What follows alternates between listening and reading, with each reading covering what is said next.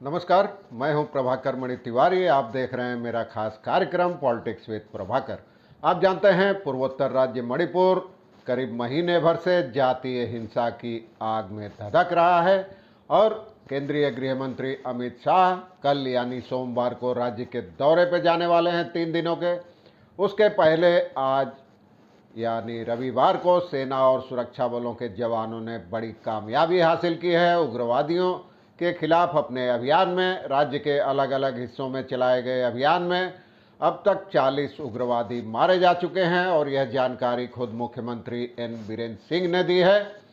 इस बीच हिंसा भी बदस्तूर जारी है। अलग अलग इलाकों में भाजपा विधायक के घर पर हमले किए गए, आग लगा दी गई, कई अन्य जगह छिटपुट हिंसा की घटनाएं हुई है, फायरिंग की गई है सुरक्षा बलों की ओर से और इन हिंसक घटनाओं में कम से कम 4 लोगों की मौत की खबर है। इस बीच अब अमित शाह दौरे पर पहुंचने वाले हैं। इससे पहले शनिवार को लेफ्टिनेंट जनरल भारतीय सेनाध्यक्ष लेफ्टिनेंट जनरल मनोज पांडे भी पहुंचे थे राज्य के दौरे पर। जीओसी इनसी ईस्टर्न कमांड के साथ उन्होंने राज्यपाल से भी मुलाकात की थी और सुरक्षा की स्थिति का जायजा लिया था, राज्य की परिस्थिति की समीक्षा की थी। अमित शाह के दौरे से पहले जाहिर है अब कल अमित शाह को पहुंचना है। इससे पहले 40 उग्रवादियों की मौत हो चुकी है, मुठभेड़ में मारे जा चुके हैं और सेना और सुरक्षा बलों का अभियान अब भी जारी है। आज चर्चा करूंगा इसी मुद्दे की। आगे बढ़ने से पहले एक बार अनुरोध, जचे तो चैनल को सब्सक्राइब करें, मित्रों और परिजनों के साथ इस वीडियो को शेयर करें और मणिपुर की एक्सक्लूसिव खबरों के लिए चैनल को देखते रहें।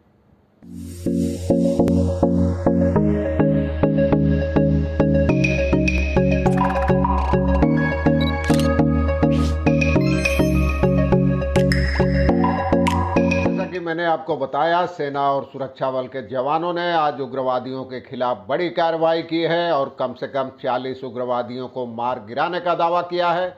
इससे साफ है कि ये हिंसा जो चल रही है 3 मई से सामान्य नहीं है और इसमें उग्रवादी संगठन भी कूद पड़े थे, वरना इतने बड़े पैमाने पर हिंसा और आगजनी नहीं होती। तो अलग अलग चले जो ऑपरेशन में 40 उग्रवादी मारे गए और खुद मुख्यमंत्री बीरेन सिंह ने इसकी जानकारी दी। उन्होंने कहा कि उग्रवादी आम लोगों के खिलाफ M16, AK-47 जैसे राइफलों और स्नाइपर गन का इस्तेमाल कर रहे हैं।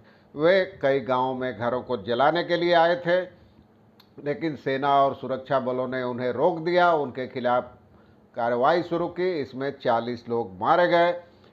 मुख्यमंत्री का आरोप है कि उग्रवादी निहत्थे लोगों पर गोलियां चला रहे हैं। उनका कहना था कि ये लड़ाई सशस्त्र उग्रवादियों के बीच है जो मणिपुर को तोड़ने की कोशिश कर रहे हैं। केंद्र सरकार की मदद से सरकार ऐसे संगठनों के खिलाफ कार्रवाई की गई है। सरकारी सूत्रों ने बताया कि विद्रोहियों ने आज तड़के 2 बजे इम्फाल घाटी और उसके आसपास के 5 इलाकों में एक साथ हमला किया था। इन इलाकों के नाम है सेकमाई, सुगनू, कुंभी, फायंग और सेरों। कई और इलाकों में भी गोलीबारी होने और सड़कों पर लावारिस लाशें पड़े होने की खबरें आ रही है। एक रिपोर्ट में बताया गया है कि सेकमाई में मुठभेड़ खत्म हो गई है। राज्य की राजधानी इम्फाल में regional institute of medical sciences यानी रिम्स के डॉक्टरों के हवाले बताया गया है कि मुठभेड़ में कम से कम 10 लोग घायल हुए हैं जिनका इलाज चल रहा है। इस बीच बिशनपुर के चांदन पोखपी में कई गोलियां लगने के बाद एक 27 वर्षीय किसान की मौत हो गई। उसके शव को भी रिम्स ले जाया गया है। इसके अलावा कई और लोगों के हताहत होने की आशंका है। मुख्यमंत्री ने कहा कि पिछले 2 दिनों से इम्फाल घाटी के बाहरी इलाकों में नागरिकों पर हिंसक हमलों में तेजी आई है। ये एक सुनियोजित हमला हो सकता है। उन्होंने इन हमलों की कड़ी निंदा की है और उनका कहना था कि यह सब तब हो रहा है जब केंद्रीय गृह राज्य मंत्री नित्यानंद राय शांति मिशन पर मणिपुर में हैं। 25 से ज़्यादा कुकी विद्रोही समूहों ने केंद्र और राज्य सरकार के साथ त्रिपक्षीय समझौते पर हस्ताक्षर किया है युद्ध विराम के, लेकिन इन नियमों के तहत ऐसे उग्रवादियों को एक शिविर में रखा जाता है और उनके हथियारों को ताले के भीतर बंद करके रखा जाता है और नियमित निगरानी की जाती है। अब गृह मंत्री अमित शाह कल सोमवार को मणिपुर का दौरा करने वाले हैं। उन्होंने मैतेई और कुकी दोनों समूहों से शांति कायम रखने की अपील की है। सेना प्रमुख जनरल पांडे 2 दिनों के दौरे पर मणिपुर में थे। इस बीच दूसरी ओर देखें तो हिंसा की खबरें छिटपुट आ रही है। रविवार को 14 जगहों पर हथियारबंद लोगों ने हमला किया, जिसमें कम से कम 4 लोगों की मौत हो गई और कई अन्य घायल हो गए। हमलावरों की भीड़ ने भाजपा विधायक के रघुमणि के आवास पर भी हमला किया, जिसके जवाब में भीड़ पर काबू पाने के लिए पुलिस ने फायरिंग की। उसमें भी कई लोग घायल हो गए। लोगों ने विधायक के घर को भी आग लगा दी, लेकिन काबू पा लिया गया। बावजूद इसके घर तहस नहस हो गया है और रोजाना हमले हो रहे हैं, घरों को आग लगाई जा रही है।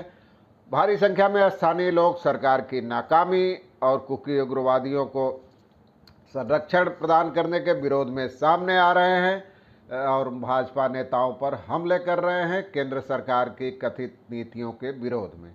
अब तक लोग केंद्रीय मंत्री डॉक्टर आर.के. रंजन, राज्य के मंत्री गोविंद दास, विश्वजीत और खेमचंद के आवास पर हमला कर चुके हैं।